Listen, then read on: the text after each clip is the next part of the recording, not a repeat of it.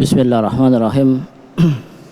Assalamualaikum warahmatullahi wabarakatuh.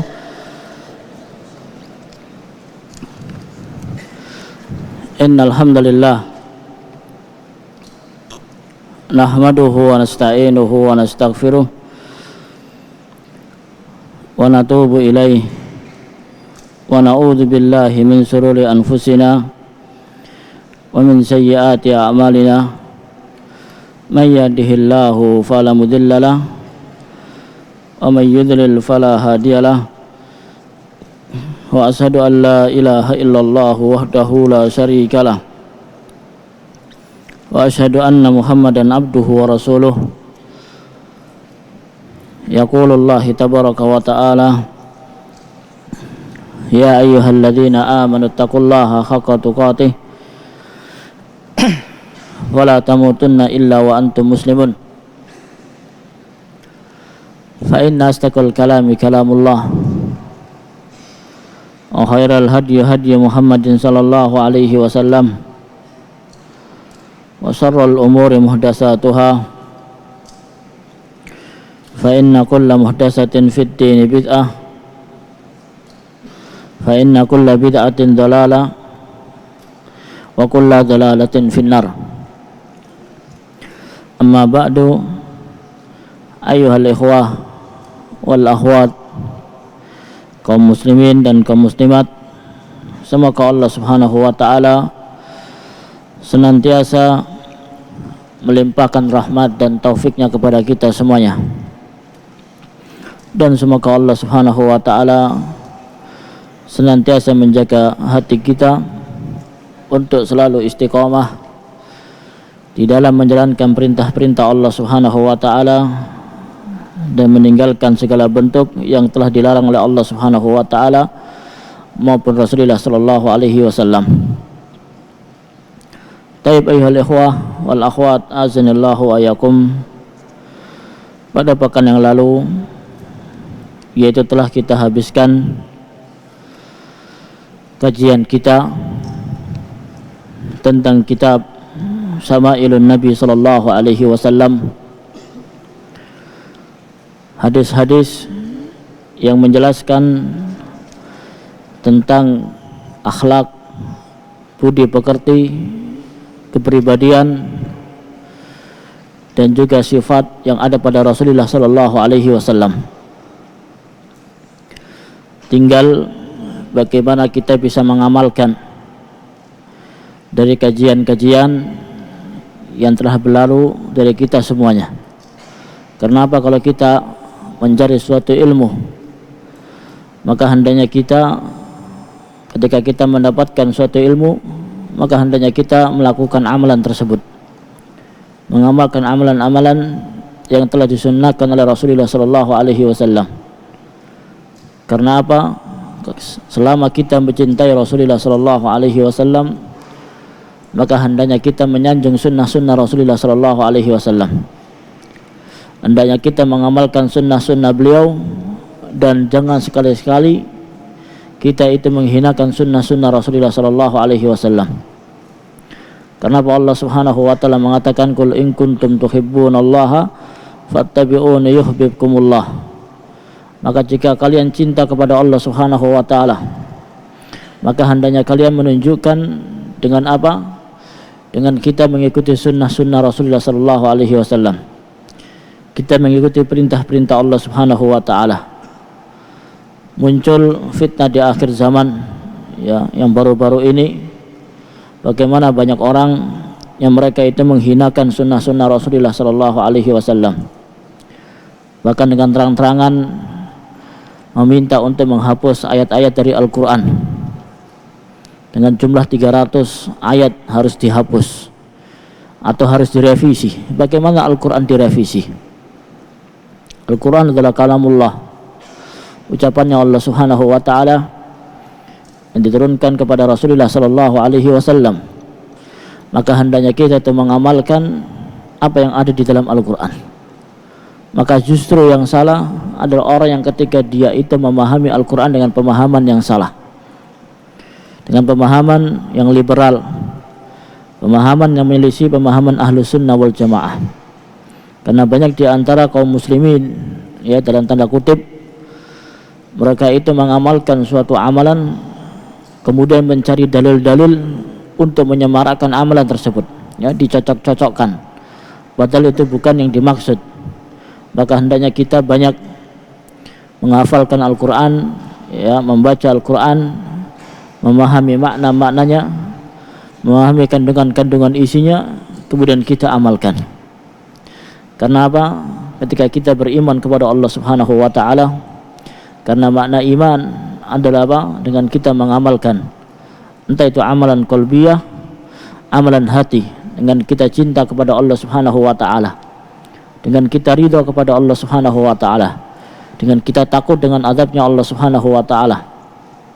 Kemudian dengan apa? Amalan-amalan yang lainnya, amalan lisan, dengan kita berzikir kepada Allah Subhanahu wa taala, berdoa kepada Allah Subhanahu wa taala, bermunajat di hadapan Allah Subhanahu wa taala, dan juga amalan anggota badan.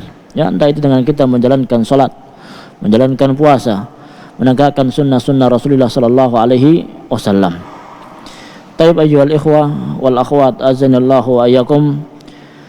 Kita insyaallah taala akan memasuki dengan kitab baru, ya, Tanwirul Basair bi Syarhi Mandhumatil Kabair. Tetapi karena masih banyak sekali pertanyaan-pertanyaan yang kemarin belum sempat kami jawab, ya, menumpuk di kami, dan insyaallah kitab ini akan kita mulai nanti pada bulan Syawal, ya, atau bulan Dzulqa'dah, setelah nanti antum pulang dari liburan, karena sebentar lagi kita akan kedatangan tamu, itu tamu bulan Ramadan. Maka kita persiapkan bagaimana persiapan kita menyambut tamu Allah Subhanahu wa taala dengan memperbanyak amalan yang soleh, karena iman kita di hari-hari biasa, ya, semakin hari semakin turun, semakin hari kita semakin jauh dari mendekatkan diri kita kepada Allah Subhanahu wa taala. Dan musibah COVID-19 yang sampai dengan hari ini sudah berjalan 2 tahun lebih, belum ada tanda-tanda yaitu akan berakhir. Namun bagaimana kita berupaya agar kita semangat belajar, ya, semangat untuk menuntut ilmu, dan kita semangat untuk beribadah kepada Allah Subhanahu wa taala.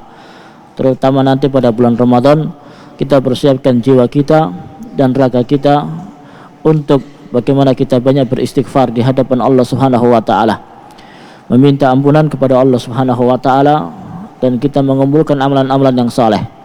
Di siang hari kita bisa berpuasa dengan membaca Al-Qur'an, ya, dengan menuntut ilmu, dan di malam harinya kita menjalankan qiyamul lail, kita menjalankan salat sunnah, yang mana sunnah ini tidak ditinggalkan oleh Rasulullah sallallahu alaihi wasallam, yaitu dengan menjalankan salat tarawih di masjid. Maka barang siapa yang dia menjalankan salat tarawih juga salah satu keutamaan dari Allah Subhanahu wa taala untuk kepada kita semuanya. Kemudian yang selanjutnya ada beberapa pertanyaan-pertanyaan yang mungkin insya Allah kita jawab dengan ringkas, dengan semampu kami. Jika bisa jawab, kita jawab. Kalau tidak bisa, kita katakan tidak bisa. Soal yang pertama, Assalamualaikum. Waalaikumsalam. Kami pernah diperintahkan oleh kakek saya untuk mengisi kajian di masjid. Namun masjid itu dekat dengan kuburan, dan juga masjid itu milik orang-orang awam. Bagaimana hukumnya, Ustadz? Ya, dilihat dulu, kalau kuburan itu memang kuburan yang masuk dalam area masjid, ya, tidak ada pembatas, ya, tidak ada yaitu pagar-pagarnya yang itu membedakan antara mana kuburan dan juga mana masjid, maka hendaknya kita meninggalkan, ya. Karena apa? Dengan kita al-amru bil ma'ruf wan nahyu 'anil munkar, maka itu lebih baik. Dan kita memberikan nasihat, Pak, ini masjid ada kuburannya, ya. Karena beliau Rasulullah sallallahu alaihi wasallam mengatakan, la taj'al qabri masjidan, ya. Janganlah engkau menjadikan kuburanku ini menjadi masjid.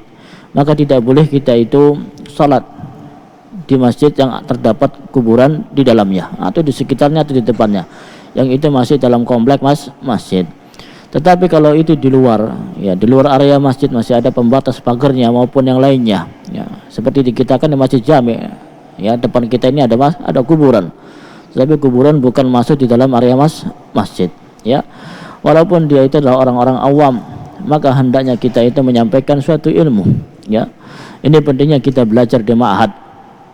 Di dalam ma'had itu juga ada pelajaran ulumud dakwah, bagaimana ilmu-ilmu di dalam kita berdakwah, bagaimana para ulama salafus saleh tahapan-tahapan ketika mereka itu berdakwah.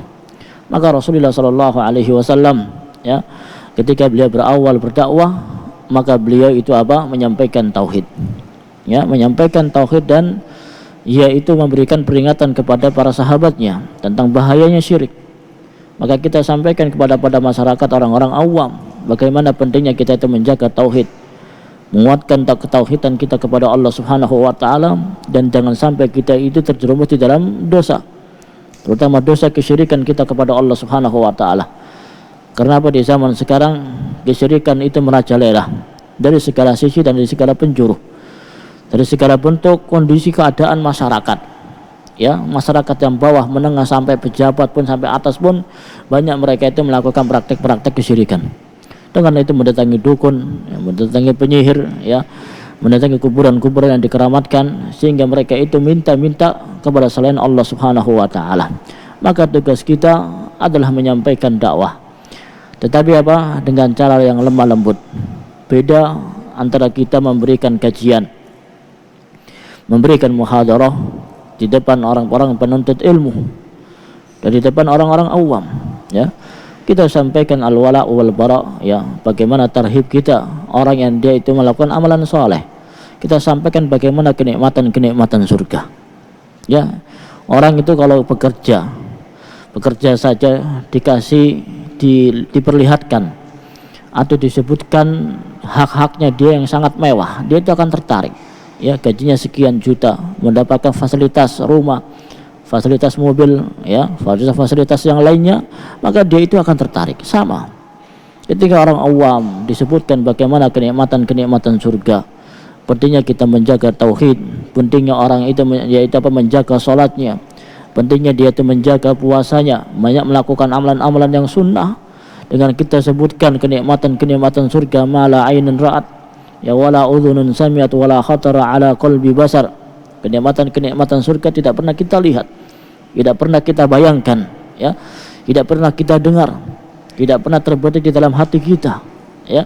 Ini insyaallah, ya, orang awam itu akan lebih tersampaikan, akan lebih memahami, ya. Jangan sampai kita itu berdakwah kepada orang awam disamakan dengan orang-orang penuntut ilmu, ya, dimarah-marahi dan yang lain-lainnya dengan perkataan-perkataan yang tidak pantas, ya. Maka kita sebutkan bagaimana uslubul hikmah dengan kita menyebutkan dalil-dalil Al-Quran, ya, penguat-penguat nas-nas yang ada di dalam Al-Quran dan juga sunnah-sunnah Rasulullah Sallallahu Alaihi Wasallam, agar apa?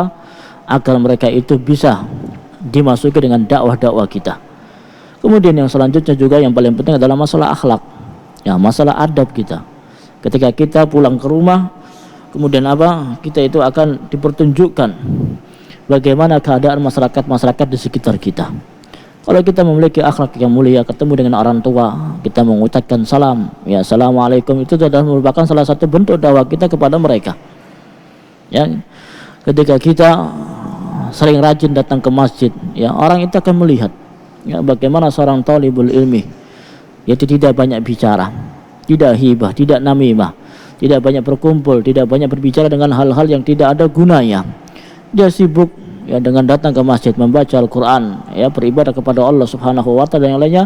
Ini adalah salah satu dakwah kita menunjukkan akhlak yang mulia dan juga adab-adab yang baik terhadap yaitu masyarakat kita di Indonesia ini secara khusus. Kemudian yang selanjutnya, soal yang kedua, apakah sakit apa ini? Sakit min itu sakit apa? Bisa diobati dengan habbatus sauda. Ya, sakit apa minus matanya gitu, ya, atau sakit ain ini. Tayyib, ya, habbatus sauda itu adalah merupakan salah satu obat, ya, biji-biji, ya, yang hitam. Kemudian juga yaitu buah zaitun, mungkin bisa juga dengan ma'u zamzam, ya, dengan air zam-zam. Cuman ya mungkin kalau kita bandingkan dengan bahan-bahan kimia, ya, yang lainnya itu kan terasa berbeda. Mungkin bahan kimia dia itu akan terasa cepat, ya, namun mungkin habbatus sauda mungkin terasa lama efeknya. Dan ini juga kita banyak yaitu berdoa kepada Allah Subhanahu wa taala minta kesembuhan dengan kita meruqyah diri kita, ya, meruqyah diri kita, atau juga kita meminum obat-obat dengan obat-obat yang tidak melanggar syariat Islam. Wallahu ta'ala bishawab. Kemudian yang selanjutnya,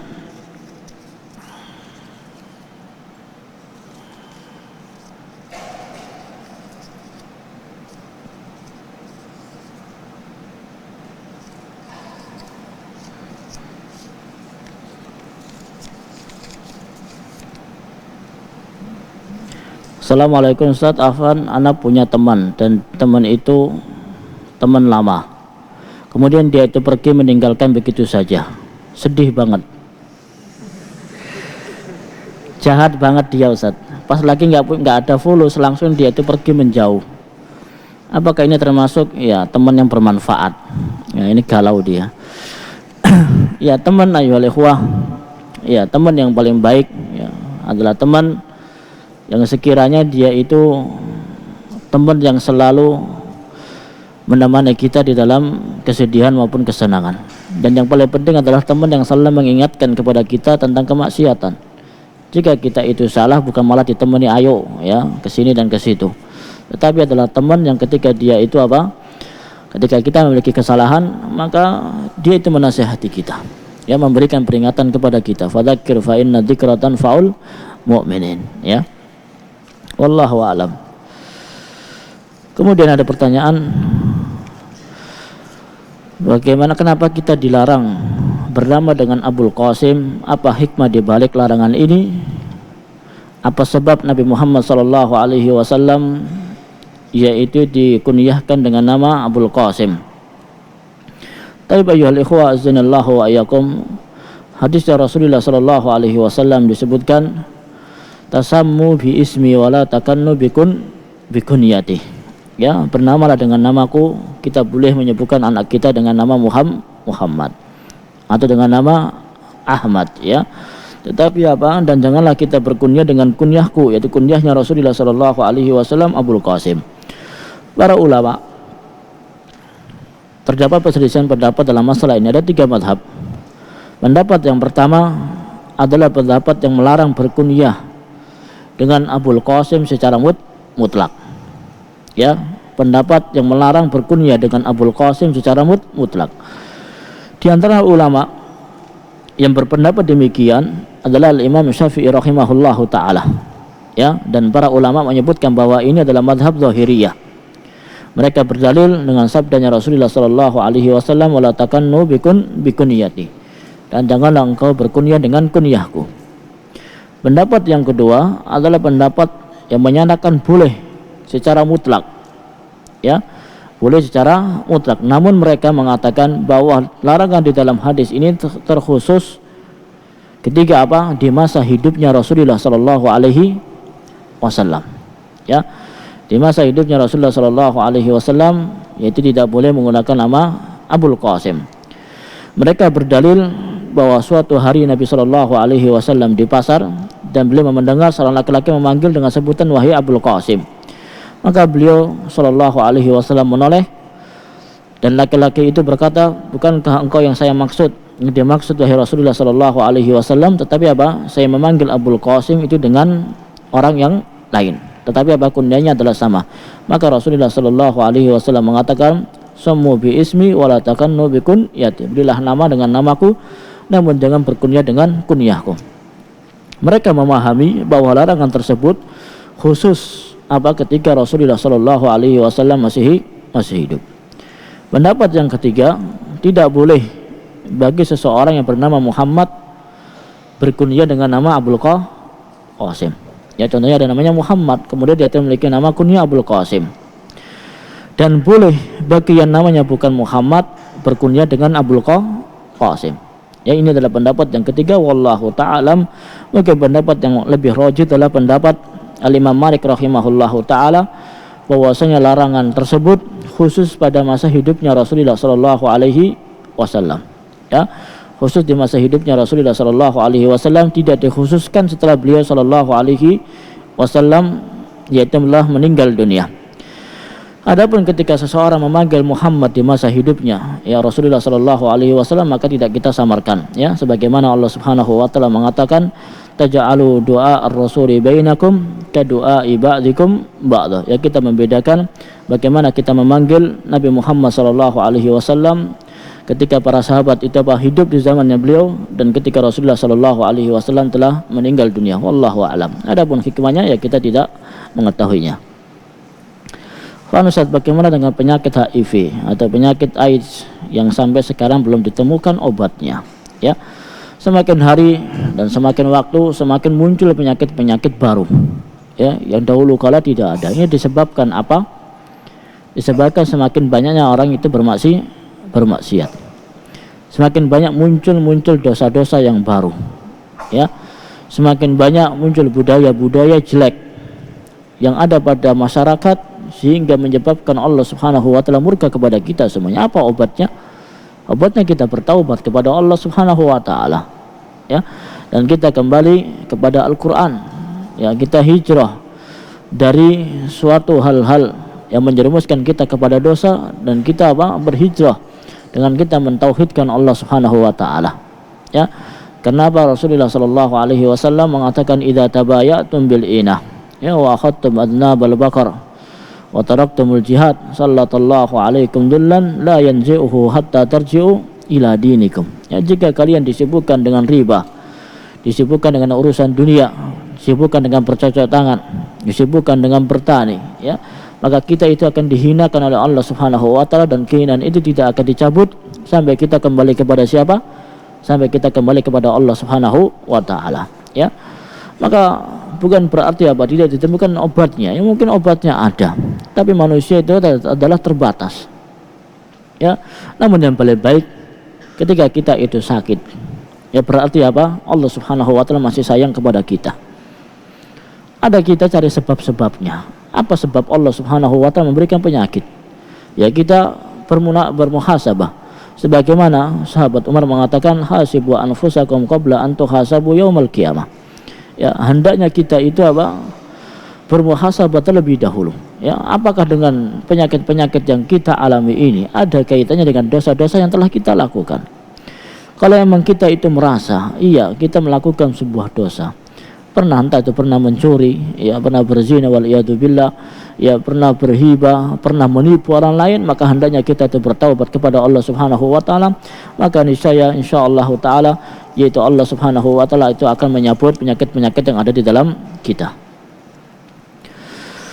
Kemudian apakah benar orang yang dia bermimpi melihat Rasulullah sallallahu alaihi wasallam dia itu akan melihat beliau di dunia sebelum dia itu meninggal dunia?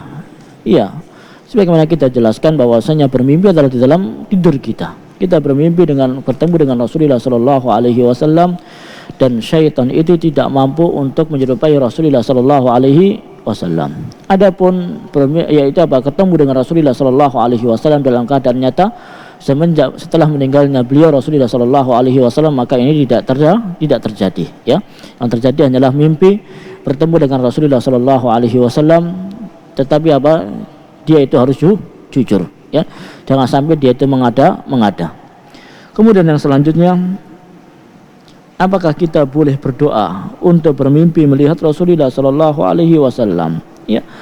Dilihat dulu kalau doanya itu ingin bermimpi dengan Rasulullah sallallahu alaihi wasallam. Kemudian dia itu nanti bercerita. Kemudian dijadikan dia sebagai wali. Ya. Dijadikan sebagai orang pintar dan yang lainnya dengan alasan dia itu telah bermimpi, maka ini tidak boleh. Ya. Maka langkah baiknya kita bermimpi kita berdoa kepada Allah Subhanahu wa taala agar kita itu dipertemukan, dikumpulkan di dalam surga bersama siapa? Rasulullah sallallahu alaihi wasallam. Ustaz, apa sikap kaum muslimin ketika dia itu bermimpi dengan mimpi yang buruk, ya? Mimpi yang buruk hendaknya dia itu menoleh, ya. Dan dia itu meludahi sebanyak 3 kali dan dia berdoa kepada Allah Subhanahu wa taala, ya, semoga Allah Subhanahu wa taala yaitu menjauhkan kita dari mimpi-mimpi yang buruk. Dan jangan sampai kita itu menceritakan. Tidak boleh kita itu bercerita tentang mimpi-mimpi yang buruk, karena itu adalah mimpi dari syaitan, ya. Dan ini pentingnya kita sebelum menjalankan ritual tidur, ya, sebelum kita itu tidur, maka hendaknya kita itu menjalankan sholat, ya, membaca Al-Quran. Karena bisa jadi rumah-rumah kita yang kosong tidak pernah terdengar Al-Quran. Rumah kita disibukkan dengan TikTok, yang disibukkan dengan Facebook, disibukkan dengan Instagram, ya banyak main-mainnya. Ya itu bisa menjadikan apa, syaitan selalu menggoda kita semuanya. Rumah kita banyak syaitannya, sehingga apa, di dalam tidur kita selalu dibimbingkan dengan mimpi-mimpi yang buruk. Wallahu ta'ala.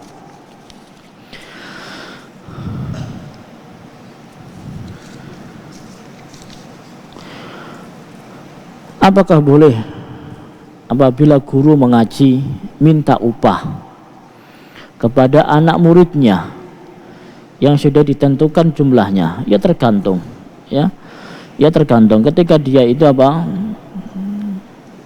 sebagai guru mengaji, dia itu butuh bangunan, ya tempat untuk membuka privat halaqah, ya ataupun privat taksin, ya maka kita boleh meminta yaitu apa, uang untuk kebutuhannya tersebut, ya kebutuhan yang mendesak, ya tapi jangan sampai kita itu menentukan demikian dan demikian, ya.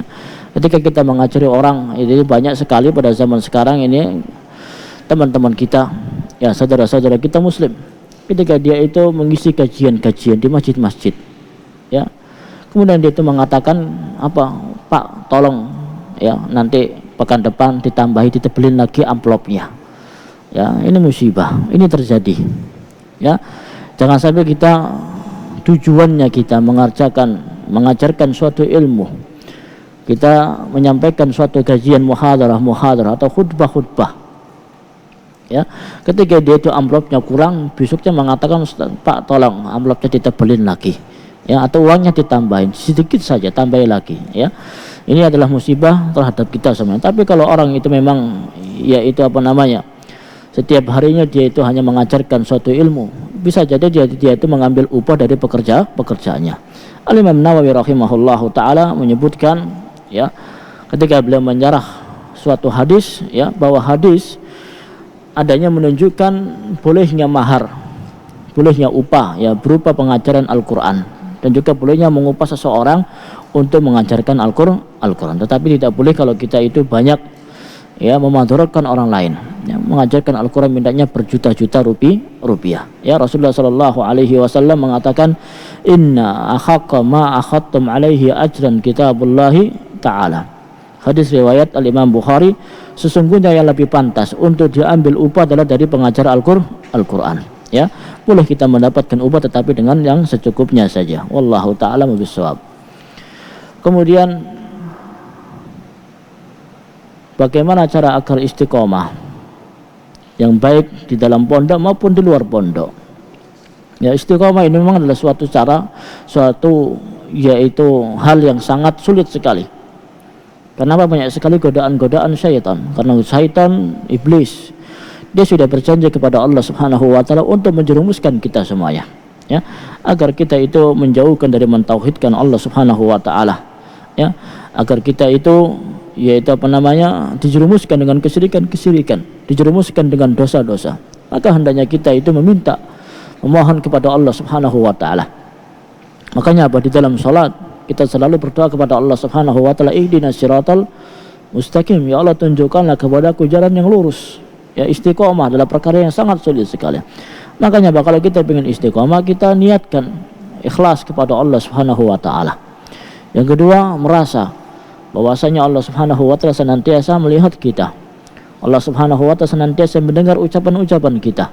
Allah Subhanahu wa taala senantiasa mengetahui segala sesuatu apa yang telah kita lakukan. Dan yang ketiga, maka kita niatkan bahwasanya kematian tidak ada yang tahu. Kita berpikir bagaimana ya kalau kita itu meninggal dunia dalam keadaan yang husnul khotimah, ya. Kalau su'ul khotimah, keluarga kita itu akan malu semuanya, ya. Itu pada keluarga. Tapi bagaimana kita malu di hadapan Allah Subhanahu wa taala. Kemudian yang selanjutnya adalah hendaknya kita itu banyak berteman dengan teman-teman yang saleh, ya, dan para wanita, para akhwat berteman-teman dengan yaitu para teman-teman yang salehah, dan juga para akhwat jangan sampai dia itu banyak keluar, ya, banyak komunikasi. Dan ini menyebabkan menjadikan yaitu syaitan akan terus menggoda kita semuanya. Soal yang selanjutnya, bagaimana caranya menghilangkan daging yang tumbuh dari makanan yang haram ya. Karena dalil dari Rasulullah sallallahu alaihi wasallam, dahulu kala ada orang yang dia itu melakukan safar, ya. As'asa akhbaru yamuddu yadayhi ila sama fayaqulu ya rabbi famat'amuhu haramun amal basuhu haramun wa hudiya bil harami fa anna yustajabu lahu, ya. Maka bagaimana kita menghilangkan, ya, jika kita itu pernah mencuri, ya kita kembalikan curiannya. Jika kita itu pernah melakukan sesuatu kedoliman, maka hendaknya kita itu meminta maaf kepadanya, ya. Dan kita banyak yaitu meminta istighfar kepada Allah Subhanahu wa taala dan bertaubat kepada Allah Subhanahu wa taala. Ustaz, bagaimana hukumnya mengambil upah dari hasil imam tarawih, imam rawatib, atau mengajarkan suatu ilmu? Ya dilihat dulu orang yang dia itu imam tarawih dari jauh, ya, dia itu butuh transportasi mobil, butuh jalan tol, butuh yang lainnya. Ya kita ambil, untuk apa? Untuk apa? Mengurangi beban kita untuk membeli bensin, ya, ataupun membeli jalan tol, untuk membayar jalan tol maupun yang lainnya. Tetapi jangan sampai kita itu mempermalukan diri kita. Kalau gajinya nggak sekian, kita nggak mau ngisi imam tarawih. Kalau gajinya nggak sekian, tidak mau yaitu mengajarkan suatu ilmu. Ini adalah salah satu subhat dan musibah yang menimpa kita semuanya. Maka hendaknya kita bertawakal kepada Allah Subhanahu wa taala, dan kita gunakan agar ilmu yang bisa kita sampaikan kita mengimami lillah taala, ikhlas kepada Allah Subhanahu wa taala. Maka insyaallah yaitu rezeki akan selalu berada kepada kita. Wa may yattaqillaha yaj'al lahu makhraja wa yarzuquhu min haitsu la yahtasib. Bagaimana sikap Ustadz ketika kita dituduh teroris? Soalnya anak dan orang tua dituduh Wahabi teroris karena hanya menjalani sunnah Nabi. Ya ini udah sunnatullah, ya sunnatullah. Dahulu kala juga Rasulullah sallallahu alaihi wasallam dicaci maki sebagai pendusta, sebagai penyihir. Ya kita tidak katakan Wahabi saja, biarin saja, ya. Itu nanti akan terus-teruskan kita itu akan dihina, dituduh maupun yang lainnya. Maka apa? Pahalanya dia itu akan terus mengalir kepada kita. Maka hendaknya kita itu banyak bersabar kepada Allah Subhanahu wa taala. Ya, soal yang terakhir, apa yang dimaksud dengan takdir yang buruk? Ya, takdir yang buruk adalah takdir yang menurut kita itu buruk, tetapi bukan bagi Allah Subhanahu wa taala itu buruk, sakit. Ya, semua orang tidak mau sakit, ya.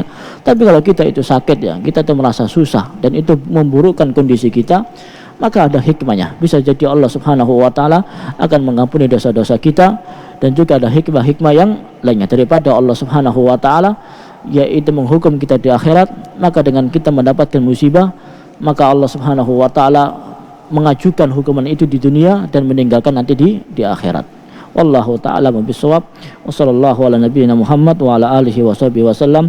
Subhanakallahumma wa bihamdika asyhadu an la ilaha illa anta astaghfiruka wa atubu ilaik. Assalamualaikum warahmatullahi wabarakatuh.